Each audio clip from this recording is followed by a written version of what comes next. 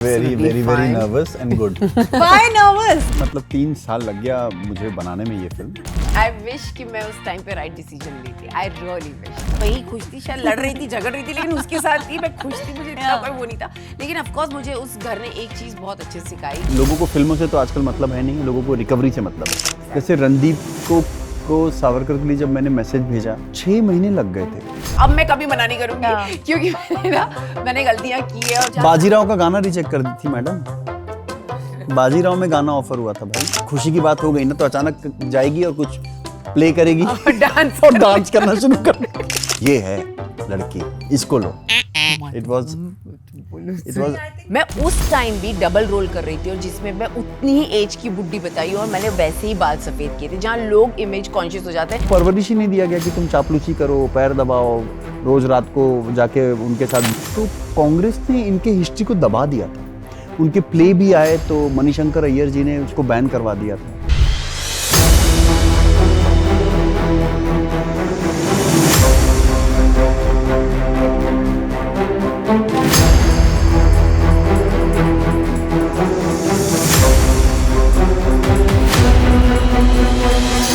Hi guys, I'm Sonakshi काल and you're watching ENT Live। और आज मैं उस फिल्म को लेकर बात करूंगी जिसको मैंने अभी देखा है और उसका फीडबैक मैंने इन्हें दे दिया। आपके लिए मैंने फिलहाल चैनल पे अलग से डाल दिया, तो वो देख लेना आप लोग review. So now we have Swatantra Veer Savarkar की producer Sandeep and of course Ankita Lokhande, जिनको कोई भी इंट्रोडक्शन की बिल्कुल जरूरत नहीं है। Hi guys, how are you doing? We are doing very nervous and good. Why nervous? नहीं, फिल्म है भाई। मतलब 3 साल लग गया मुझे बनाने में ये फिल्म।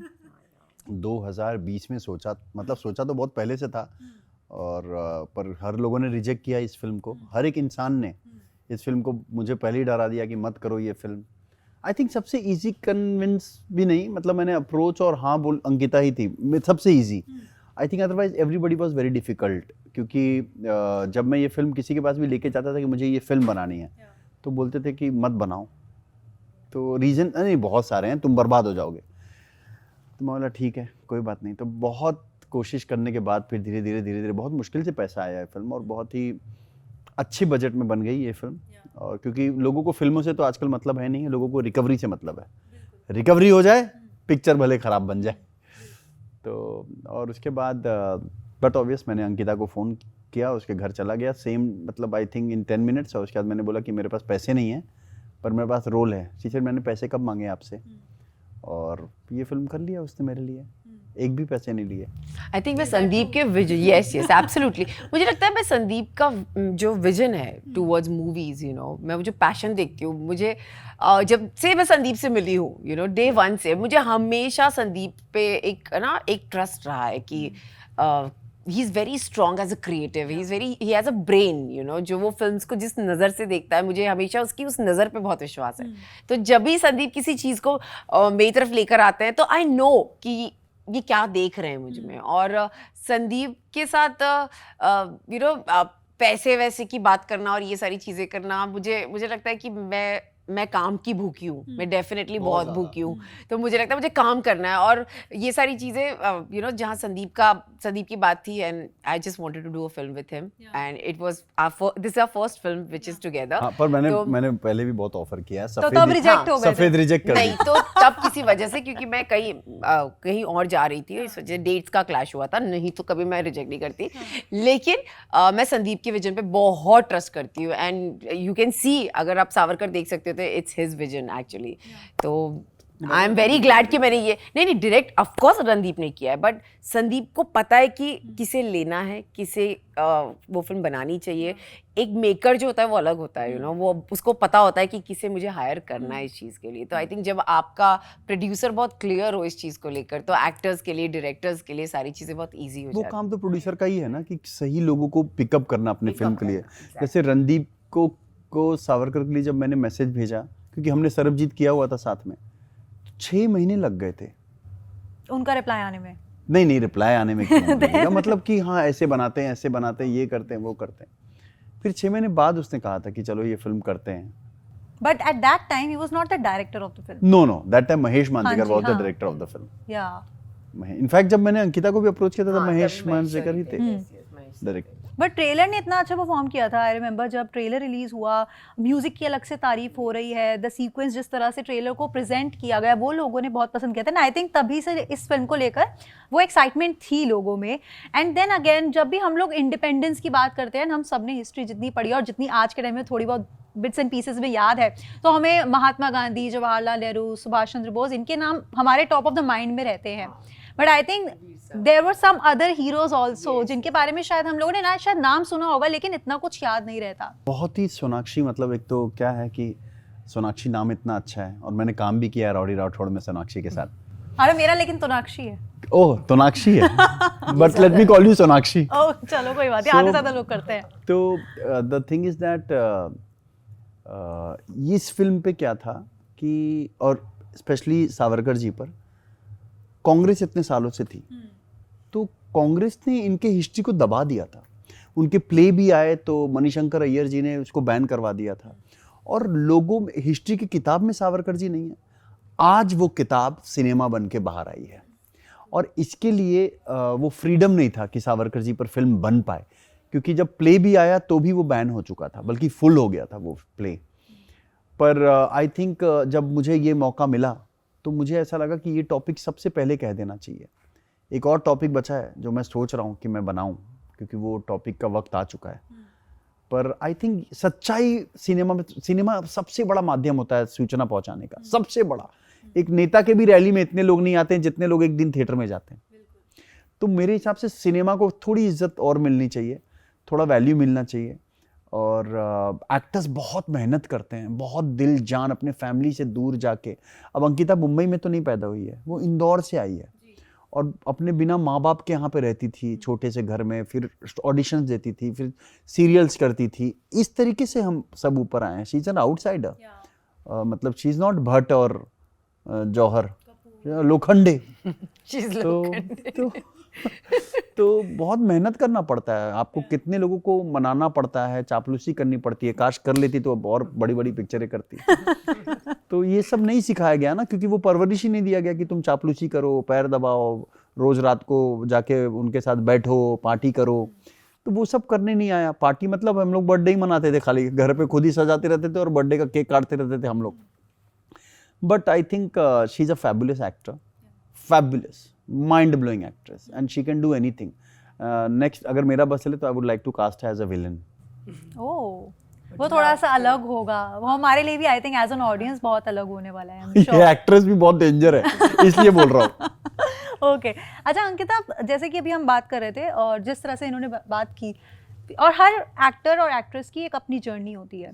डू यू थिंक कि आपको रोल्स कम अच्छे ऑफर हुए लाइक डाउन द ईयर्स, अगर हम फिल्म्स की स्पेसिफिकली बात करें, या फिर कुछ ऐसे भी आए जो आप खुद नहीं करना चाहती थी एंड यू हैड टू से नो फॉर दैट? मुझे ऐसा लगता है I am very choosy about my work. नहीं अंकिता, ऑफर भी नहीं आया यार, मुझे मतलब इंडस्ट्री ने उस नजरिए से देखा ही नहीं। अब तक नहीं देखा फ्रैंकली। मुझे कभी ऐसे जैसे मैं, एक होता है ना कमर्शियल हीरोइन, एंड मुझे ऐसा लगता है कि मुझ में वो हर क्वालिटी है जो मैं उस तरीके से फिल्म कर सकती हूँ, लेकिन मुझे कभी आए नहीं। लेकिन मुझे जो मैंने फिल्म्स की हैं, मैंने बहुत सोच समझ कर वो फिल्म्स की है कि शायद ये मेरा इस तरीके के स्ट्रॉन्ग रोल्स मेरे पास आते हैं, and I people see me that way. तो मैंने हमेशा उस चीज़ को जैसे सावरकर में भी अगर यमुना बाई का किरदार, तो it was a very strong role to perform और मैंने कभी इस तरीके का रोल किया नहीं था जैसे मैं 16 to 60 एक ग्राफ दिखाऊं अपनी जर्नी का। मेरे लिए भी बहुत चैलेंजिंग था, क्योंकि बुढ़ा बन के उस तरीके से फील करना, इमोट करना, इट्स नॉट इजी।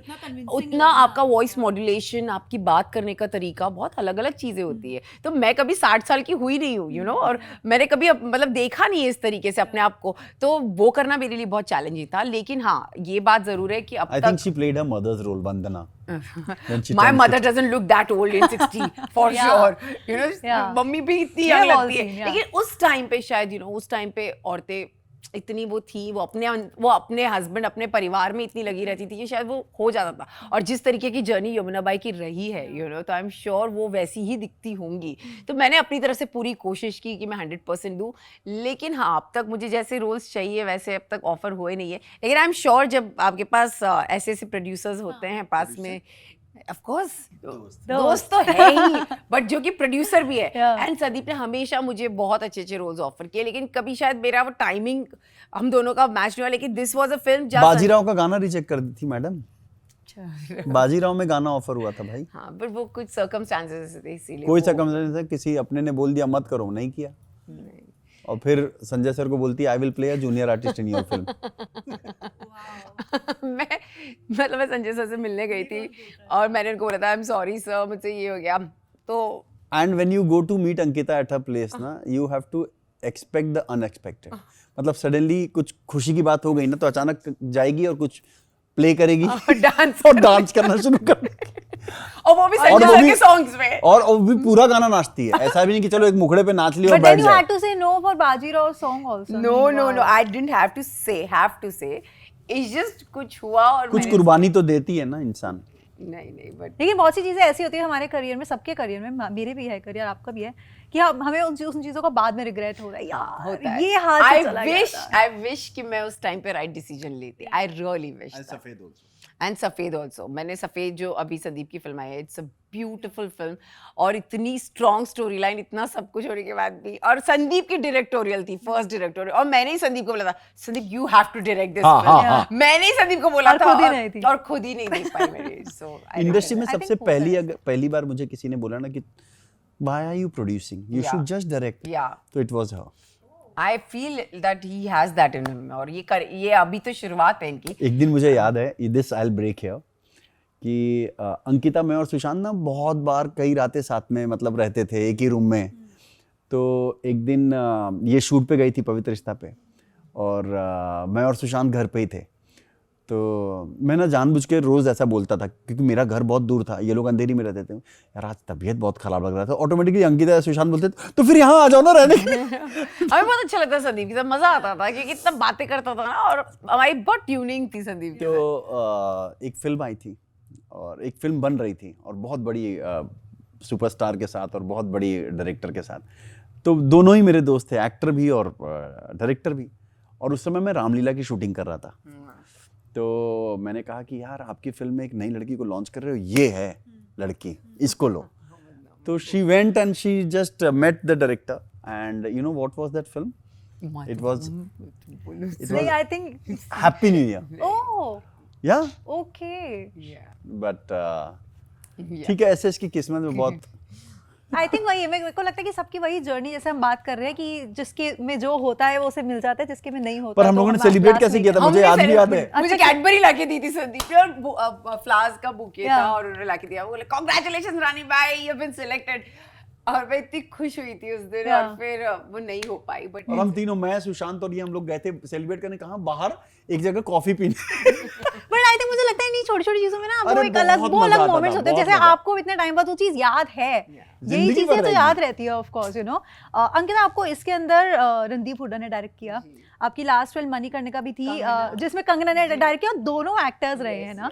बट आपने सबसे मेजर डिफरेंस क्या देखा दोनों की डायरेक्शन में as an actor? I think Kangana, अगर एक वुमेन टू वुमेन बात करें तो she understood me very well, you know, क्योंकि वो मुझे वैसे भी पर्सनली बहुत जानती थी। और जब वो उस चेयर पे बैठी एज अ डायरेक्टर, तो यू नो कहीं ना कहीं वो मेरे इमोशंस को बहुत समझती थी। लेकिन Randeep as a director, he was very strict about his work, you know. Kangana भी स्ट्रिक्ट थी, लेकिन कंगना उनको पता था कि कैसे मुझसे निकलवाना है। लेकिन रणदीप का एकदम स्ट्रिक्टनेस था, उनको पता था कि ये मुझे चाहिए तो चाहिए, यू नो।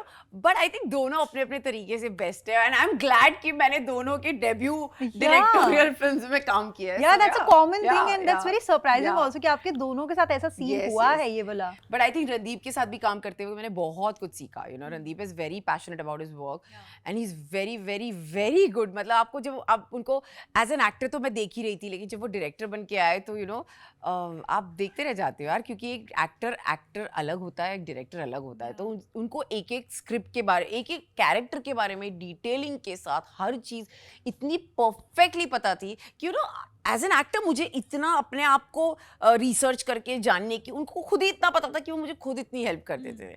तो you know completely I feel that I am grateful that he was a director of the film. अच्छा, आपके and Yes, he is a yes, he yes. is the producer. आपकी तो वो इनकी ऐसी वजह- तारीफें कर रही हैं। नहीं इनकी वजह से तो मैंने सच में संदीप की Yeah. मैं आज भी संदीप पे यही बोलती हूँ कि मैं आंखें बंद करके संदीप मुझे कोई स्क्रिप्ट लाके देगा, अब मैं कभी मना नहीं करूंगी Yeah. क्योंकि मैंने गलतियां की है और मैं अब आगे की जिंदगी में रिग्रेट नहीं करना चाहती कि Yeah. मैंने ये मना कर दिया वो मना कर दिया। So अब मैंने डिसाइड किया है संदीप जो बोलेगा वो मैं कर लूंगी। अच्छा, जैसे हमारी जनरेशन है जहाँ पर हम लोग OTT की तरफ बहुत झुक गए सबके सब, और टीवी पर रियलिटी शोज की तरफ झुक गए। वहीं पर हमारे एक मॉम्स के टाइम रहा है, हमारे पेरेंट्स का टाइम रहा है जहाँ पर serials were on boom, and Pavitra Rishta was one of those shows जो मेरे घर में चला है। मेरी बुआ, चाची, मासी, I think everyone has watched it. But do you still feel like most grateful about that show? Do you think कि वो आपके परफेक्ट टाइम पर आया? अब मैं आज तक अर्चना नाम से पहचानी जाती हूँ और मुझे बहुत बहुत गर्व है इस चीज़ का कि लोग मुझे आज भी अर्चना बोलते हैं, क्योंकि मैं खुद बहुत अर्चना से जुड़ी हुई हूँ और कहीं ना कहीं मुझे लगता है मुझे ज़िंदगी भर पवित्र रिश्ता में अगर मैं अर्चना नाम की पहचान में जाऊँगी तो मुझे कोई प्रॉब्लम नहीं, क्योंकि इस शो ने हिस्ट्री क्रिएट की। और आज भी अगर मैं लोगों का थोड़ा बहुत प्यार जो मुझे, थोड़ा बहुत नहीं बहुत प्यार जो मुझे मिलता है वो कहीं ना कहीं पवित्र रिश्ता की वजह से है। तो मैं वो नहीं हूँ कि मैंने टीवी सीरियल, मुझे बहुत प्राउड है टीवी इंडस्ट्री पे। आई feel very proud that I am a TV actor. और मैं जब बात करती हूँ मेरे रोंगटे खड़े होते हैं, क्योंकि मैंने टीवी को बहुत शिद्दत से अपना माना है और बहुत टाइम किया और है। मुझे टीवी ने सब कुछ दिया है। एंड मैं आज भी, जब मैं बिग बॉस भी कर रही थी वो भी टीवी का हिस्सा था, एंड मुझे बहुत अच्छा लगा कि मैंने वो शो किया 4 महीने में, जब रोज टेलीविजन पर आई हूँ और लोगों ने मुझे उतना ही प्यार दिया है। So I feel very grateful to television and ABP news of course. सास बहू और साजिश, ये रोज मेरे घर पे आते थे पवित्र रिश्ता के सेट पे, कभी घर पे, I been part of this TV industry so well. मतलब मैं जुड़ी हुई हूँ यार आप लोगों से और मैं कभी अलग नहीं हो सकती। तो मैं यहाँ टीवी करूँ, फिल्म करूँ, मेरे लिए माध्यम कोई भी हो, I am performing, I am an actor. मैं यहाँ परफॉर्म करूँ, वहाँ परफॉर्म करूँ, मेरे लिए माध्यम कोई मैटर नहीं करता। सबसे अच्छी बात क्या पता है कि लोग बहुत सारे रोल्स, बहुत सारा काम नहीं करते हैं बिकॉज वो इमेज कॉन्शियस हो जाते हैं और भूल जाते हैं कि वो एक्टिंग करने के लिए आए थे। ये बोल रही है इसको प्ले दो, टीवी दो, कुछ भी दो, सीरियल दो, सीरीज दो, फिल्म दो, रीजनल फिल्म दो, everything is all about performing. तो परफॉर्म करो ना। मैं आपको बताना चाहती हूँ, जब मैं पवित्र रिश्ता करी थी, बहुत साल पुरानी बात है, जो आज मैं बुढ़ी बनकर मैं कैरेक्टर प्ले कर रही हूँ, मैं उस टाइम पे पवित्र रिश्ता, मैं 2015 की बात कर रही हूँ, मैं उस टाइम भी डबल रोल कर रही थी और जिसमें मैं उतनी ही एज की बुड्ढी बताई और मैंने वैसे ही बाल सफ़ेद किए थे, जहाँ लोग इमेज कॉन्शियस हो जाते हैं कि क्या मैं फिर वैसे ही रोल्स मिलेंगे। I am never conscious about that, I have never been conscious about. I think लोग मुझे ऐसे जानते हैं, मैं हूँ ऐसी। जैसे ये होता है बहुत बार एक्ट्रेसेस के साथ, बहुत हमने सुना भी है उन्हें बोलते हुए कि अगर हमने एक बार मॉम का कैरेक्टर प्ले कर लिया तो मैं एक एक्टर हूँ। अगर हम बाहर हॉलीवुड में देखें ना, वहाँ लोग परफॉर्म करते हैं, वहाँ एक्टर ये नहीं सोचता मैं बुढ़ा प्ले कर रहा हूँ, वो कैरेक्टर के लिए कुछ भी कर लेते हैं। तो मैं अगर उस चीज़ को उस नज़र से, मैं अर्चना बनी थी, मैंने 60 साल 70 साल की अर्चना भी प्ले की है और बहुत अच्छे से की है। और मुझे आज भी उसमें कंपैरिजन होता है, मेरे अभी के फोटो और अर्चना के फोटो, एक वो निकला है जिसमें तब बुढ़ी और मैं अभी की बुढ़ी। तो I feel good about it कि as an actor I am growing. आज मैं ये भी, अगर मैं ये कर सकती हूँ तो मेरी अगली फिल्म ऐसी होगी जहाँ मैं बहुत क्यूट यंग बच्ची लग रही होंगी यार। I can do that also. तो इस फिल्म में भी मेरा 16 ईयर्स से लेके 60 ईयर्स का ग्राफ है, तो मेरे लिए तो बहुत एक अलग चीज थी करने के लिए यार। हर एक्टर को वो मौका भी नहीं मिलता कि आप 16 साल के भी दिख रहे हो एक फिल्म में और एक साल में आप इसी फिल्म में आप 60-70 साल के दिख रहे हो। तो for me it's a big thing and I have played it. अच्छा, वन लास्ट क्वेश्चन, ये जो जर्नी हमने आपकी देखी है एंड अभी लास्टली मुझे याद है, क्योंकि इस तरह के शोज को हम पर्सनली एज एंटरटेनमेंट जर्नलिस्ट बहुत फॉलो करते हैं, दैट वाज बिग बॉस। रोज कुछ ना कुछ updates we used to share and Bigg Boss पे रोज 2 वीडियोस हमारी होती थी।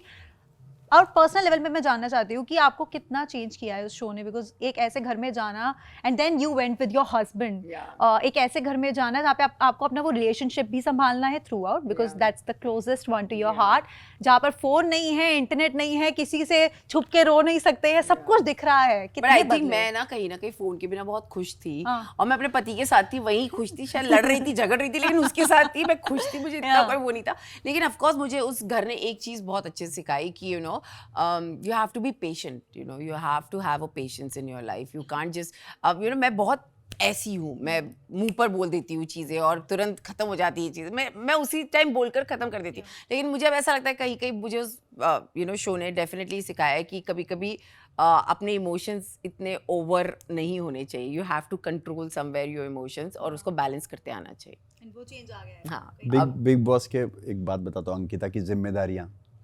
बिग बॉस जाने से पहले ना अंकिता ने मुझे फ़ोन किया, बोला संदीप मैं इसलिए फ़ोन की हूँ कि मैं बिग बॉस में जा रही हूँ, तो घर पे आते रहना, मम्मी का ध्यान देना, और ये देख लेना वो देख लेना, कभी कभी आके घर पे रुक जाना, और हाँ वो खाने का जो मन होगा ना संदीप बोल देना, पहले से ही बोल देना, क्योंकि तुम फिर लास्ट मिनट में आके मत बोलना।